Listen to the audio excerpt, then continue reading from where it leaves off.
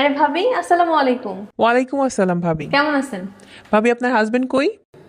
কেন আছে তো বাসায়? কিছু বলবেন? আপনার হাজবেন্ড আজকে কি করতে জানেন? কি করছে? আপনার হাজবেন্ড আজকে মার্কেটে সবার সামনে আমার হাত ধরছে, আর এইটা আমার জামাই দেখছে। এখন দেখা আমারে বাটি চালান দিতেছে, আমি এখন কি করব বলেন, কই যাব? এই জন্য আপনার কাছে আসছি, আপনি এটার একটা বিহিত করেন। আপনি কোনো টেনশন করেন না ভাবি, আপনি নিশ্চিন্তে বাসায় যান। আপনার পিছে বাটি চালান হয়েছে না, ওর আজকে মুগুর চালান হবে। আপনি কোনো টেনশনই করেন না, আপনি বাসায় যান, আমি দেখতেছি ব্যাপারটা। এই কই তুমি? এই দেখো তোমার জন্য কি আনছি। তিনটা শাড়ি আনছি আমি। মজার কাহিনী কি জানো? আজকে ভাবির সাথে মার্কেটে দেখা হয়েছে। ভাবির জিজ্ঞেস করলাম, ভাবি আপনি এখানে কেন? ভাবি বলতেছে শাড়ি কিনতে আসছি।